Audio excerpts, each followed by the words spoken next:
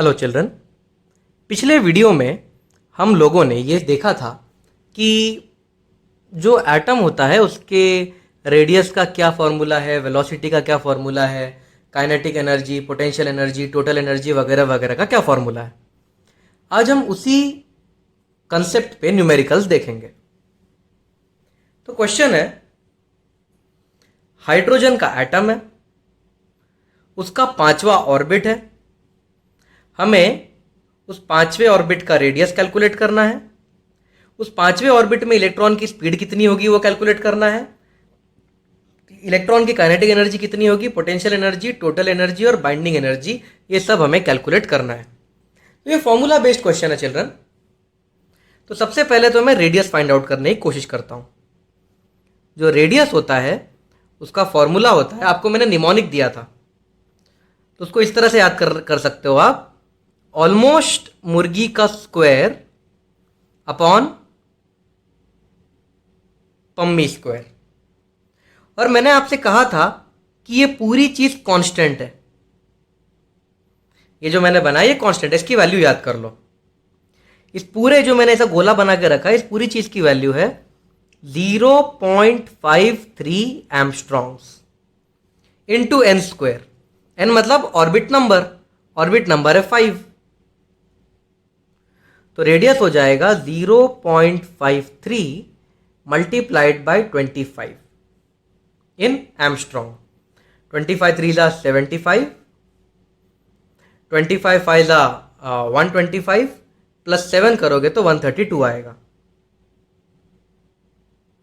तो answer is 13.25 एम्स्ट्रॉन्ग्स। Okay, तो इसे बाय हार्ट करना ही बेटर है चिल्ड्रन। एच स्क्वायर, एप्सिलॉन, पाई एम, ई स्क्वायर ये सब कैलकुलेट करने बैठोगे तो जमाने लग जाएंगे। तो इसकी वैल्यू फिक्स है 0.53, तो हमने याद कर ली थी वो पिछले वीडियो में। अब फिर पूछ रहा है स्पीड ऑफ इलेक्ट्रॉन। अब हमें स्पीड का भी फॉर्मूला पता है। स्पीड का क्या फॉर्मूला है याद करो, ई स्क्वायर अपॉन 2 मुर्गी। और आपसे कहा था कि इस चीज की वैल्यू बाय हार्ट कर लो, ई स्क्वायर अपॉन 2h। इसकी वैल्यू होती है 2.18 इंटू 10 टू द पावर 6, और n मतलब 5वां ऑर्बिट, तो divide by 5 metre per second. तो ये हो जाएगा 5 4 जा 20, 5 3 जा 15 into 6 into 10 to the power 6 metre per second. तो ये मिल गई वेलोसिटी। तो इसे याद करने का बहुत फायदा है चिल्ड्रन। एंड मूवमेंट पे कैलकुलेट करने बैठोगे तो जमाने लग जाएंगे कैलकुलेट करते करते। और सोचो, नीट के पेपर में इतना टाइम है आपके पास, जेडब्ल्यू के पेपर में इतना टाइम है कि इसका कैलकुलेशन करते रहो? नहीं है। तो मेरी सलाह रहेगी कि इसे याद ही कर लो। तीसरा, काइनेटिक एनर्जी भी पूछा है।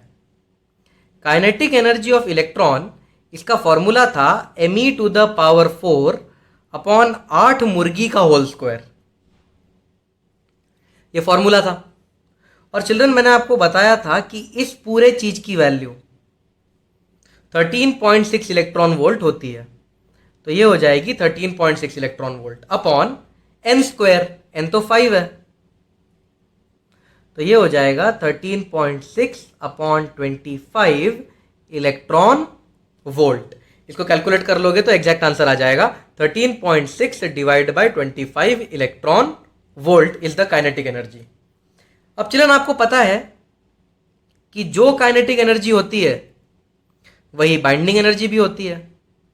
तो काइनेटिक एनर्जी और बाइंडिंग एनर्जी हो गए 13.6 डिवाइड बाय 25। इसको कैलकुलेट कर ही लेता हूं आपके लिए। इसको 4 से मल्टीप्लाई कर देता हूं, इसको 4 से मल्टीप्लाई कर देता हूं।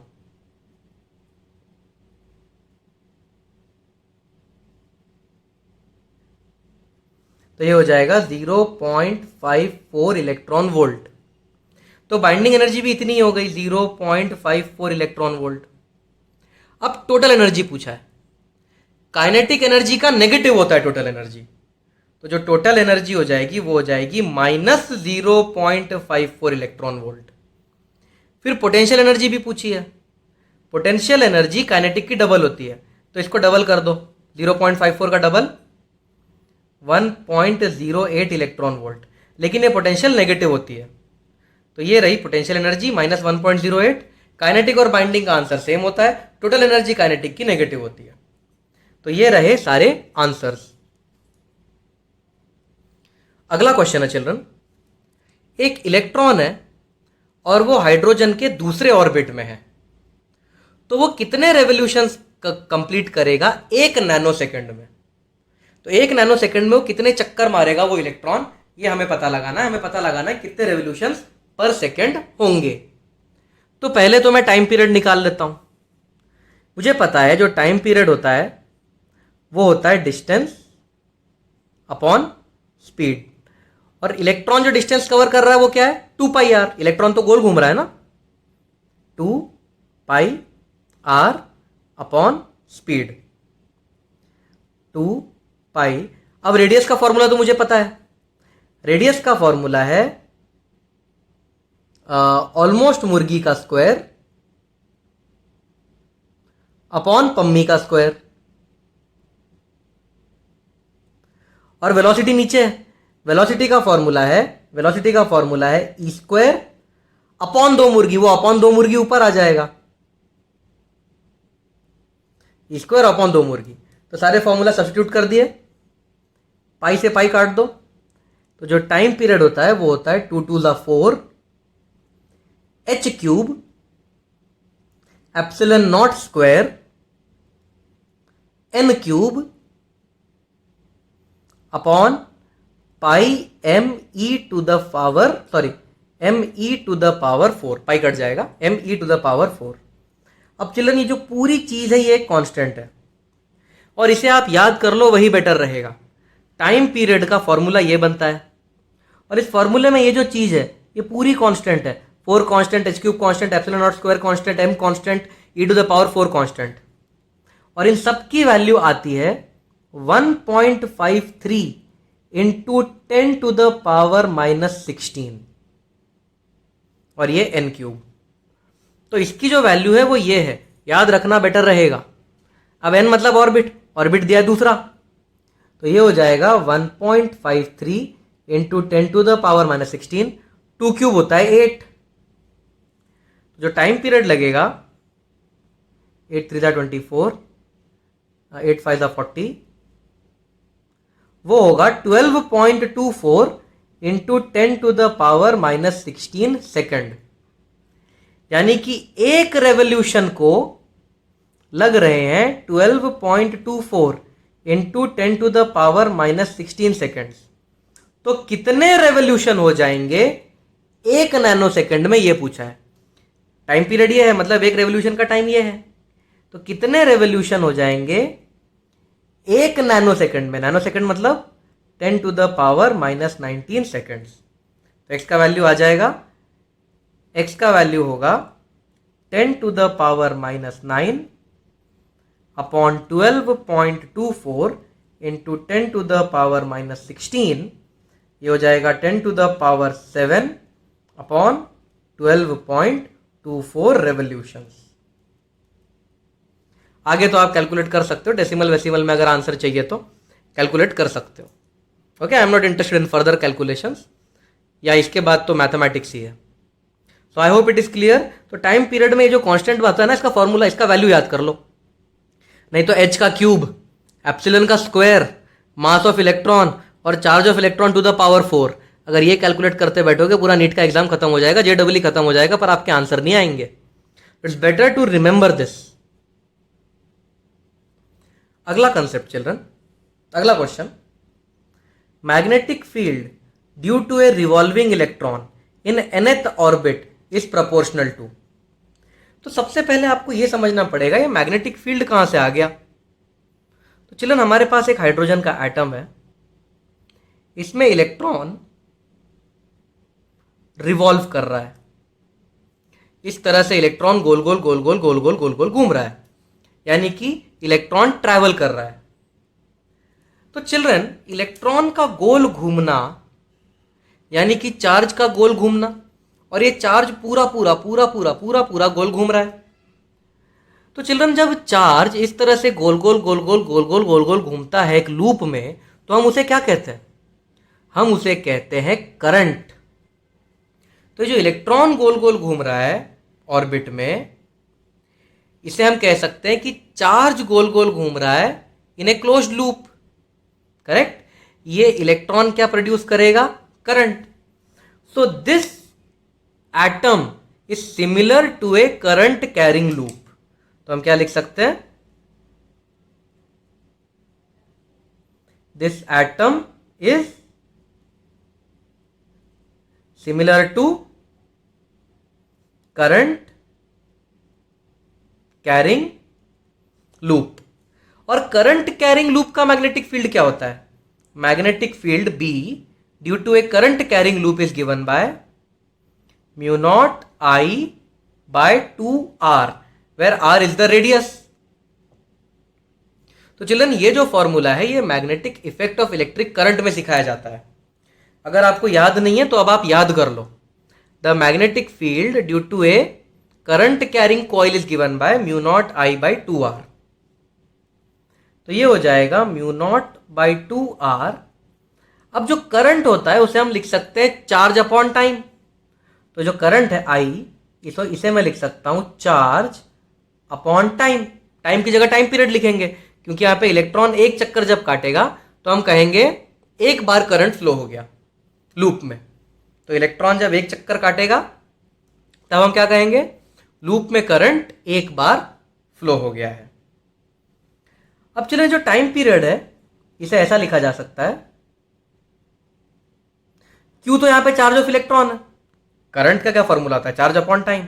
यहां पे जो चार्ज है Q, वो तो चार्ज ऑफ इलेक्ट्रॉन है, तो मैं इसे E भी लिख सकता हूं। इस चैप्टर में हम चार्ज ऑफ इलेक्ट्रॉन को E लिख रहे हैं, तो Q की जगह मैं लिख देता हूं E। अभी जो टाइम है, टाइम होता है डिस्टेंस अपॉन स्पीड, और डिस्टेंस होगी 2πr। तो मैं टाइम को लिख रहा हूं, time is written as distance जो है 2πr। टाइम होता है ना distance 2πr upon speed. Speed ऊपर चली जाएगी, अपॉन स्पीड करोगे वो ऊपर चला जाएगा। तो जो मैग्नेटिक फील्ड है वो हो गया म्यू नॉट ई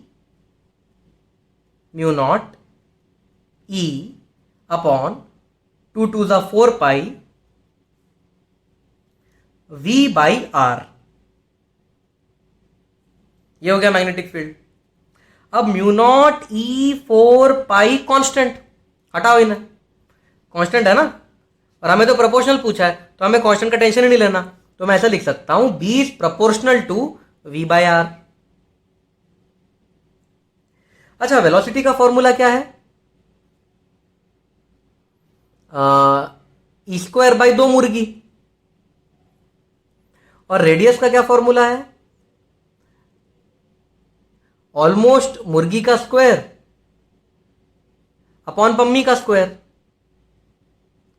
तो जो वेलोसिटी है वो 1 अपॉन n पे डिपेंड कर रही है। देखो, वेलोसिटी किस पे डिपेंड कर रही है? 1 अपॉन n। तो velocity is depending on 1 upon n upon radius is depending on n square. चलो देखो, मैंने यहां पे गलती कर दी, r इंटू r स्क्वायर होगा, मैं स्क्वायर लिखना भूल गया, really sorry. r into r square, तो यहां पे r स्क्वायर। अब रेडियस डिपेंड करता है n स्क्वायर पे, लेकिन यहां तो रेडियस का भी स्क्वायर है।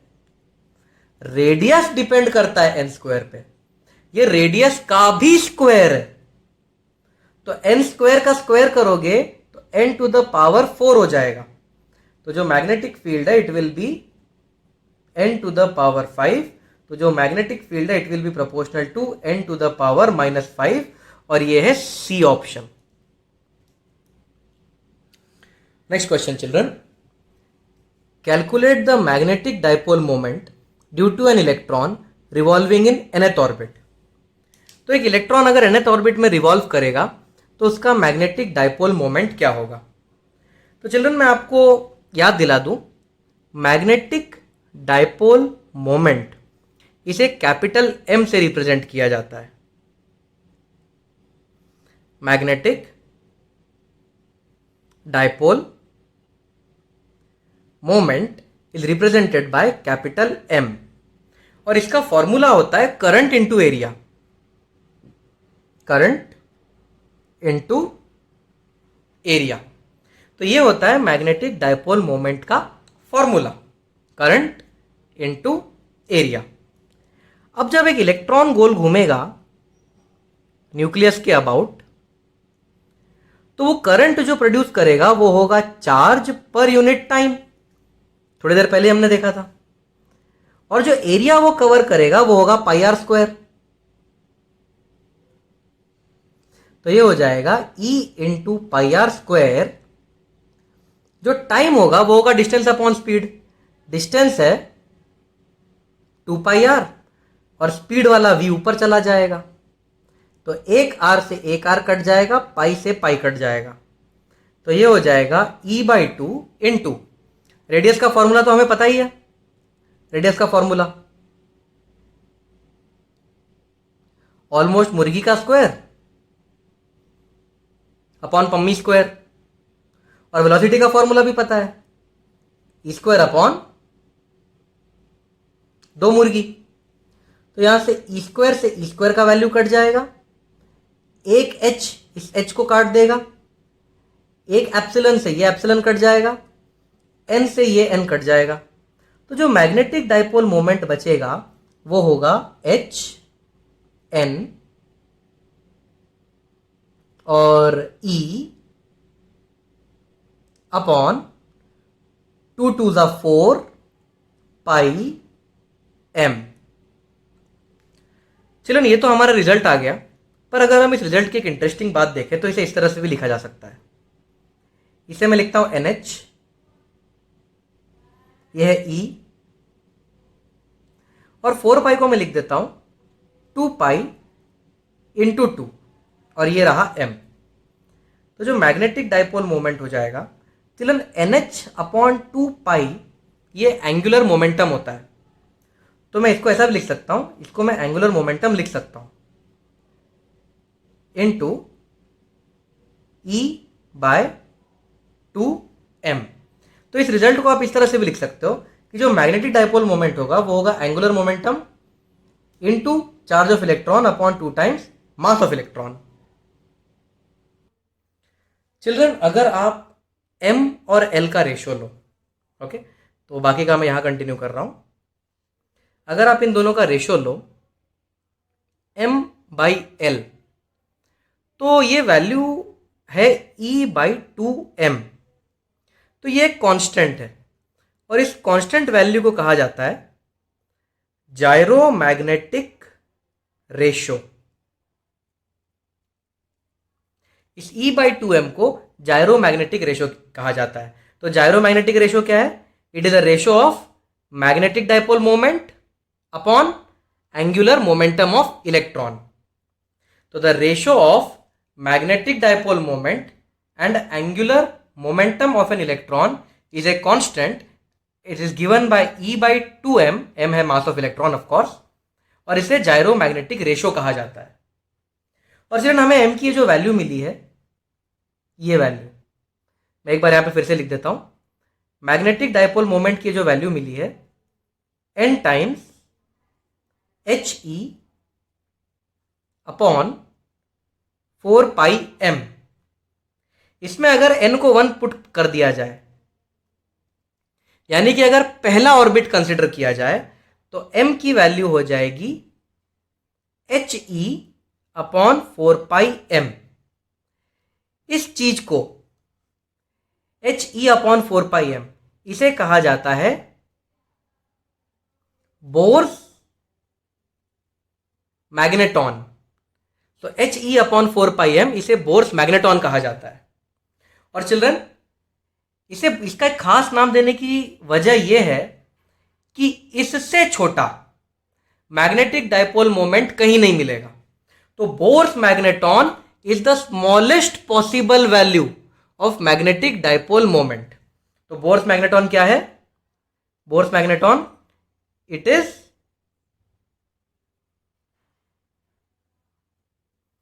स्मॉलेस्ट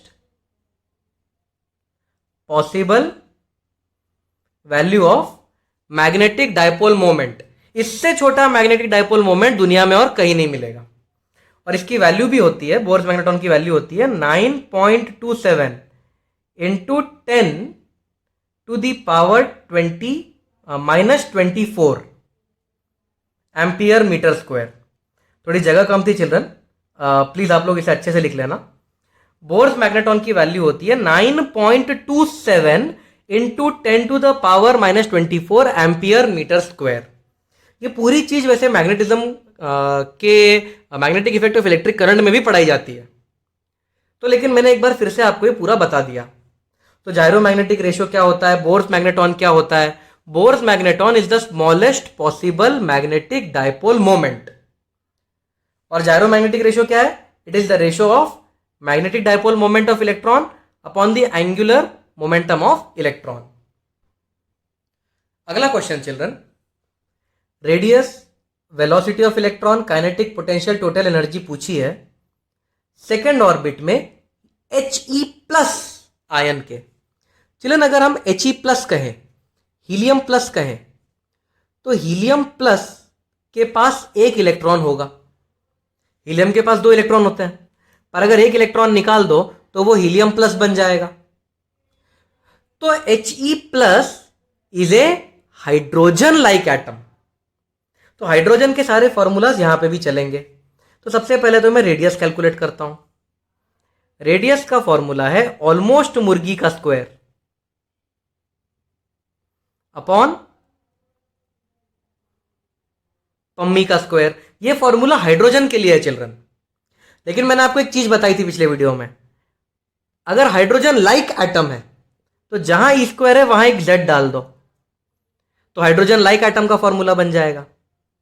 इस पूरे की वैल्यू हमें पता है 0.53 एंगस्ट्रॉम, तो जो रेडियस होगा वो बन जाएगा 0.53 angstrom into n square by Z. और ऑर्बिट नंबर भी दिया हुआ है यहां पे, सेकेंड ऑर्बिट, तो हो जाएगा 2 का स्क्वायर। और हीलियम का जेड कितना होता है? जेड मतलब एटॉमिक नंबर कितना होता है हीलियम का, कितने प्रोटॉन होते हैं हीलियम के पास? 2। तो जेड की वैल्यू है 2, तो ये 2 से ये स्क्वायर कट जाएगा और आंसर आ जाएगा 0.53 इंटू 2 यानी कि 1.06 एंगस्ट्रॉम। तो ये है रेडियस। सिमिलरली वेलोसिटी पूछी है, तो वेलोसिटी का फॉर्मूला होता है ई स्क्वायर बाई 2 मुर्गी। अब जहां ई स्क्वायर है वहां जेड डाल देंगे तो हाइड्रोजन लाइक एटम का फॉर्मूला बन जाएगा। इस पूरे का वैल्यू तो हमने बाय हार्ट कर रखा है, 2.18 इंटू 10⁻6। जेड की वैल्यू है 2, एन की वैल्यू है 2, तो आंसर आ जाएगा 2.18 इंटू 10⁻6 मीटर पर सेकेंड। अब काइनेटिक एनर्जी निकाल लेते हैं। काइनेटिक एनर्जी होती है me⁴ अपॉन 8 मुर्गी का होल स्क्वायर। अब चिल्ड्रन जहां पे ई स्क्वायर आता है वहां जेड आता है, यहां पे E square into E square है, e⁴ मतलब ई स्क्वायर इंटू ई स्क्वायर, तो यहां पे z इंटू जेड आ जाएगा यानी कि z स्क्वायर आ जाएगा। अब इसका वैल्यू तो हमें याद है 13.6 इलेक्ट्रॉन वोल्ट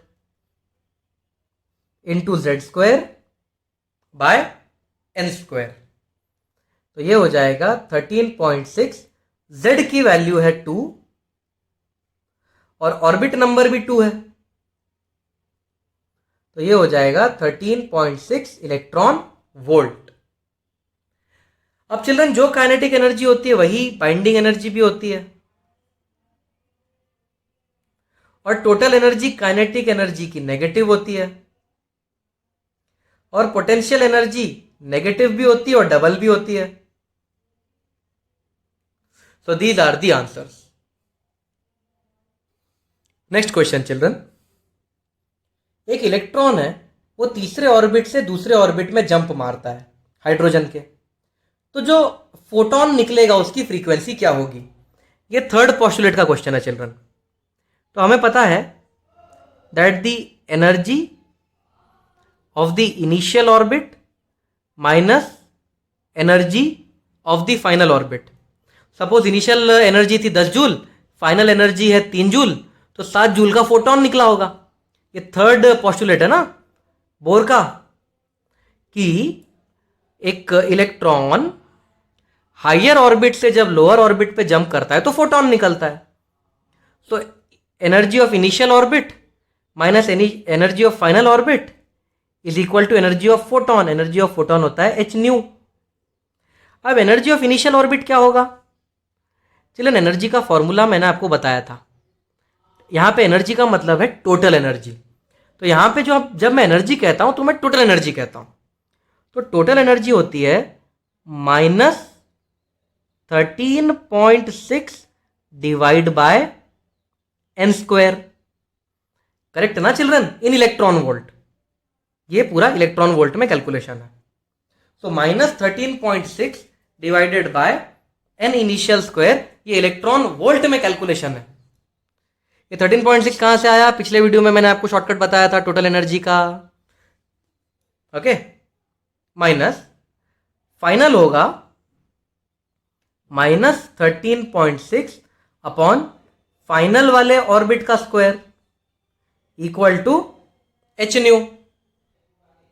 तो इनिशियल ऑर्बिट है थर्ड ऑर्बिट और फाइनल ऑर्बिट है सेकेंड ऑर्बिट. 3 से 2 पे कूदा है ना, तो ये हो जाएगा -13.6. याद रखना ये इलेक्ट्रॉन वोल्ट में कैलकुलेशन हो रहा है. अपॉन इनिशियल है तीसरा, minus of minus plus 13.6 upon final है दूसरा. और ये इलेक्ट्रॉन वोल्ट में है. अभी भी ऐसा यूनिट नहीं है, ऐसा यूनिट अभी नहीं हुआ है. ये इलेक्ट्रॉन वोल्ट है चिल्ड्रन. गलती मत कर देना, बेवकूफी मत कर देना. ये शॉर्टकट इलेक्ट्रॉन वोल्ट का है. तो यहां पे 13.6 अगर मैं कॉमन ले लूं तो ये हो जाएगा 1/4 minus 1/9 equal to h nu. So if I calculate it, it will become 13.6 into 9 minus 4, 5 by 36.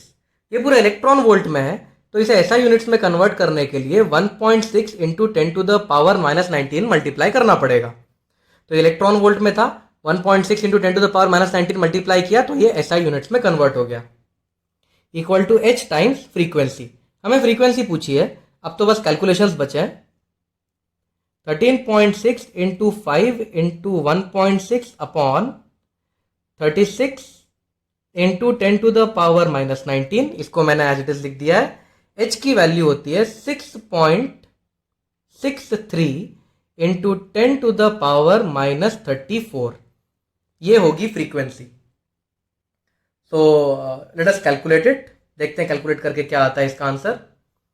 अगर मैं 4 से काटूं, 4 4 दा 4 9 दा, तो हो जाएगा 13.6 इंटू 2 अपॉन 9 इंटू 6.63 इंटू 34 में से अगर 19 गया, 34 में से 19 गया तो बचता है 15. 10 to the power 15 hertz. This will be the frequency. ये वाला पार्ट आप कैलकुलेट कर लीजिएगा. बस एक कैलकुलेशन है और कुछ है नहीं. I don't want to waste my time in calculations. Next question देखते हैं children. Lithium double plus. Lithium के पास 3 इलेक्ट्रॉन होते हैं. अगर लिथियम के 2 इलेक्ट्रॉन निकाल लिए जाएं तो वो लिथियम प्लस प्लस बन जाता है. और अगर वो लिथियम प्लस प्लस बन गया है तो वो हाइड्रोजन लाइक एटम बन गया है. लिथियम के 3 इलेक्ट्रॉन है, 2 निकाल दिए तो एक ही इलेक्ट्रॉन बचेगा. तो lithium will become hydrogen like atom. तो लिथियम का जो इलेक्ट्रॉन है वो तीसरे ऑर्बिट से पहले ऑर्बिट पे जंप मारता है. तो आपको पता लगाना है what is the wavelength of emitted photon. जो फोटोन बाहर निकलेगा उसकी वेवलेंथ क्या होगी. तो चलिए, हमें पता है जो energy initial minus energy final होता है उसका वैल्यू होता है H इंटू न्यू. अब जो इनिशियल एनर्जी है उसका फॉर्मूला होता है -13.6 अपॉन n स्क्वायर. और चिल्ड्रन अगर आप इनिशियल एनर्जी का फॉर्मूला देखें, इनिशियल एनर्जी का या एनर्जी का टोटल एनर्जी का फॉर्मूला देखें, वो होता है me to the power 4 upon 8 मुर्गी का होल स्क्वायर. करेक्ट. यहां पे लिख देता हूं आपके लिए कहीं कोने में. जो एनर्जी का फॉर्मूला है वो है me to the power 4 upon 8 मुर्गी का होल स्क्वायर. अब ये हाइड्रोजन के लिए फॉर्मूला है, तो e टू द पावर 4 दिख रहा है, तो यहां पे आप z² डाल सकते हो। और ये जो बची हुई चीज है ये कांस्टेंट है, ये पूरी कांस्टेंट है, इसका वैल्यू है 13.6 इलेक्ट्रॉन वोल्ट। तो z² भी आएगा एनर्जी के फॉर्मूले में, क्योंकि ये लिथियम है, हाइड्रोजन नहीं। तो यहां पे z² भी आने वाला है, माइनस इनिशियल, तो यहां पे n initial minus 13.6 z² upon n final the whole square equal to h। Frequency को लिख सकते हैं हम speed of light divide by lambda. उन्होंने लैम्डा पूछा है, बस वैल्यूज पुट करना है, लैम्डा आ जाएगा। और हाँ, ये इलेक्ट्रॉन वोल्ट में है, तो यहां से माइनस 13.6 अपॉन इनिशियल ऑर्बिट है थर्ड ऑर्बिट, तो 3 का स्क्वायर करूंगा तो 9 हो जाएगा। लिथियम है, लिथियम का जो Z होता है वो 3 होता है, लिथियम का एटॉमिक नंबर 3 होता है, तो 3² हो जाएगा 9, माइनस ऑफ माइनस हो जाएगा प्लस 13.6 इंटू 9, और जो फाइनल ऑर्बिट है वो है first orbit, equal to HC by lambda. ये इलेक्ट्रॉन वोल्ट में याद रखना चिल्ड्रन। तो 13.6 ये कट जाएगा, तो 13.6 इंटू 9 माइनस 13.6, तो ये हो जाएगा 13.6 इंटू 8। और ये इलेक्ट्रॉन वोल्ट में है, तो इसमें 1.6 into 10 to the power minus 19 multiply करना पड़ेगा। h की वैल्यू पता है 6.63 into 10 to the power minus 34, c की वैल्यू पता है 3 into 10 to the power 8 upon lambda. तो चिल्ड्रन यहां से लैम्डा का वैल्यू मिल जाएगा। I am not interested in the calculations, I hope you will be able to do the calculations. Calculations कोई पढ़ाने की चीज नहीं है, तो आप खुद ही कर सकते हो। तो यहां से लैम्डा की वैल्यू मिल जाएगी, वेवलेंथ की वैल्यू मिल जाएगी। अगले क्वेश्चन में चिल्ड्रन, एक इलेक्ट्रॉन है जो तीसरे ऑर्बिट से पहले ऑर्बिट में जंप मारता है हाइड्रोजन के। तो जब इलेक्ट्रॉन तीसरे से पहले पे जंप मारता है तो फोटोन निकलता है। अब ये फोटोन एक मेटल के सैंपल के ऊपर डाला गया। उस मेटल का सैंपल का वर्क फंक्शन था 3 इलेक्ट्रॉन वोल्ट। तो जो इलेक्ट्रॉन बाहर निकलेगा मेटल से, उसकी क्या मैक्सिमम काइनेटिक एनर्जी है, ये पूछा है। तो एक्चुअली हो क्या रहा है चिल्ड्रन, ये हाइड्रोजन का पहला ऑर्बिट, दूसरा ऑर्बिट, तीसरा ऑर्बिट। इलेक्ट्रॉन तीसरे ऑर्बिट से पहले ऑर्बिट पे जंप मारता है। तो इलेक्ट्रॉन जब तीसरे से पहले पे जंप मारेगा तो एक फोटोन निकलेगा। इस फोटोन की फ्रीक्वेंसी है h न्यू। ये फोटोन एक मेटल के ऊपर इंसिडेंट होता है। तो जब फोटोन मेटल के ऊपर आता है तो मेटल में से इलेक्ट्रॉन इजेक्ट होता है। इस इलेक्ट्रॉन का मैक्सिमम काइनेटिक एनर्जी पूछा है। तो चिल्ड्रन हम सबको पता है जो एनर्जी ऑफ थर्ड ऑर्बिट है, total energy of third orbit वो हो जाएगी माइनस 13.6 अपॉन n स्क्वायर, यानी कि माइनस 13.6 अपॉन 9, क्योंकि थर्ड ऑर्बिट है ना, तो n की वैल्यू 3 है। तो हमें एनर्जी पता है थर्ड ऑर्बिट की, फिर हमें एनर्जी फर्स्ट ऑर्बिट की भी पता है। Total energy of first orbit, n की वैल्यू तो 1 हो जाएगी, और ये इलेक्ट्रॉन वोल्ट में रहेगा। 13.6 अपॉन 9 की वैल्यू निकाल लेते हैं, कैलकुलेट कर लेते हैं। 9 1 जा 9, 4 6, 9 5 जा 45, लगभग 1.5 इलेक्ट्रॉन वोल्ट नेगेटिव में। तो चिल्ड्रन जो एनर्जी का डिफरेंस होगा, तो फोटोन निकलेगा, उसकी क्या एनर्जी होगी, energy of initial orbit minus energy of final orbit is equals to energy of photon. यही है ना तीसरा पोस्टुलेट। तो इनिशियल एनर्जी है वो माइनस 1.5 है, माइनस फाइनल एनर्जी वो माइनस 13.6 है, and this is the energy of photon. तो अगर इसे कैलकुलेट करोगे 13.6 माइनस 1.5 हो जाएगा ये।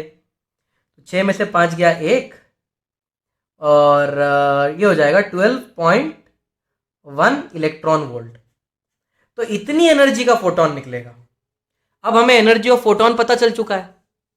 अब चिल्ड्रन, ये फोटोन मेटल के पास जा रहा है, मेटल से इलेक्ट्रॉन निकल रहा है, इसे फोटो इलेक्ट्रिक इफेक्ट बोलते हैं। और फोटो इलेक्ट्रिक इफेक्ट का इक्वेशन हमें पता है, के max equal to h nu minus phi naught. H nu मतलब एनर्जी ऑफ फोटोन जो हमें मिल चुकी है 12.1। फाइव नॉट मतलब वर्क फंक्शन जो दिया है 3 इलेक्ट्रॉन वोल्ट।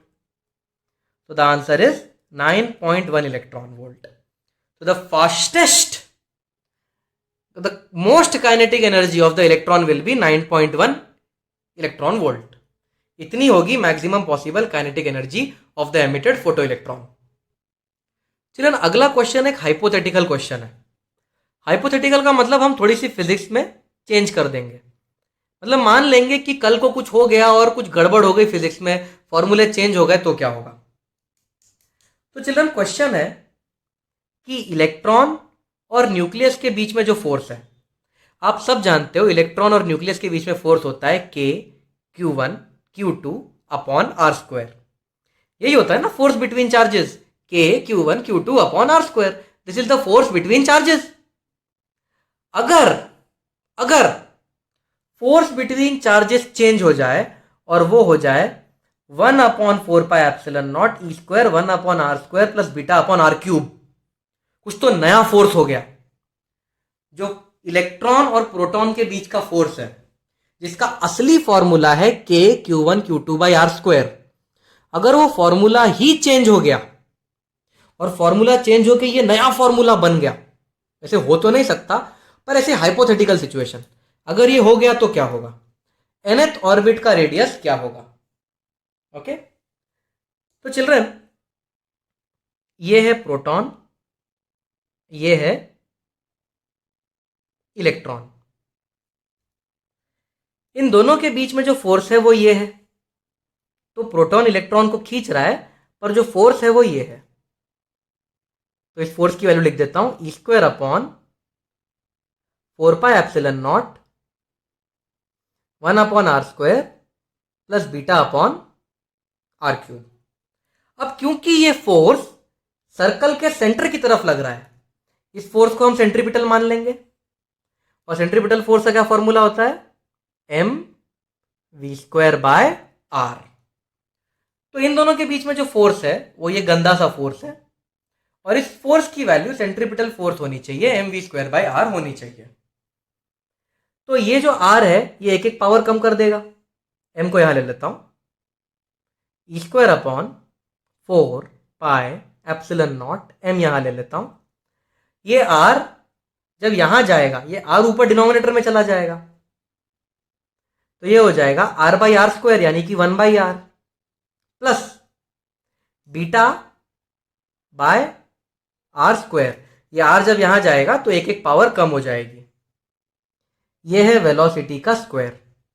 तो चलिए अगर मैं स्क्वायर को काट दूं तो मुझे मिल गई वेलोसिटी की वैल्यू। ओके, ये है वेलोसिटी की वैल्यू। तो इतनी वेलोसिटी होगी, पर हमसे वेलोसिटी नहीं पूछा, हमसे तो पूछा है रेडियस क्या होगा nth ऑर्बिट का। तो चिल्ड्रन अब मैं बोर के पोस्टुलेट का इस्तेमाल करूंगा, बोर का सेकंड पोस्टुलेट। बोर का सेकंड पोस्टुलेट बोलता है mvr होता है nh/2π। देयरफॉर अब मैं स्क्वायर कर दूंगा, m² v² r² equal to n² h² upon 4π²। अब आप पूछोगे मैंने स्क्वायर क्यों किया। मैंने स्क्वायर किया क्योंकि मुझे v स्क्वायर रूट में अच्छा नहीं लग रहा था। तो अगर मैं v² लूंगा तो स्क्वायर रूट हट जाएगा। स्क्वायर करने का एक ही रीजन है, मुझे स्क्वायर रूट पसंद नहीं है, मुझे कॉम्प्लिकेटेड लग रहा था, तो मैं स्क्वायर रूट को हटाने के लिए स्क्वायर कर दिया। तो ये हो जाएगा m²। v² की वैल्यू हमें पता है, बिना रूट के मिल जाएगी v² की वैल्यू, इसमें से रूट हटा दो, v² की वैल्यू मिल गई। v² की वैल्यू है e² upon 4πε0 m into 1/r plus beta r square, और बाहर एक आर स्क्वायर भी है, वो आर स्क्वायर यहां मल्टीप्लाई हो जाएगा, equal to n square h square upon 4 pi square. तो इस 4 से ये 4 कट जाएगा, पाई से पाई का स्क्वायर कट जाएगा। ओके, तो ये हो जाएगा m square e square upon epsilon naught m, ये एम से इसका स्क्वायर भी काट देते हैं, m e square upon epsilon naught m e square upon epsilon naught. ये आर स्क्वायर को अंदर डालेंगे, आर स्क्वायर को अगर आप अंदर डाल दोगे तो आर स्क्वायर अपॉन आर हो जाएगा आर, करेक्ट ना। आर स्क्वायर अगर अंदर डाल दोगे तो आर स्क्वायर अपॉन आर हो जाएगा आर, प्लस ये आर स्क्वायर और ये आर स्क्वायर कट जाएगा, equal to h square epsilon naught, sorry h square n square, h square n square upon pi. अब चलो इन सबको यहां ले आते हैं, तो आर प्लस बीटा क्या हो गया, H square epsilon not n square, बस इसको यहां ला रहा हूं, प्योर मैथ चल रहा है और कुछ नहीं है, बच्चों वाला मैथ चल रहा है, upon m pi e square.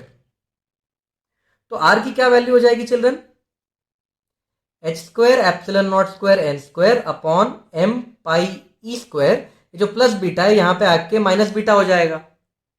और क्वेश्चन में देखो, ये जो epsilon naught h square m square e square को इन्होंने ए नॉट लिया हुआ है, तो जो epsilon naught h square upon m pi e square, ये देखो इस पूरी चीज को ए नॉट लिया हुआ है, इस पूरी चीज को ए नॉट लिया हुआ है, तो जो रेडियस हो जाएगा वो हो जाएगा a naught n square minus beta, यानी कि जो सी ऑप्शन है ये करेक्ट ऑप्शन है।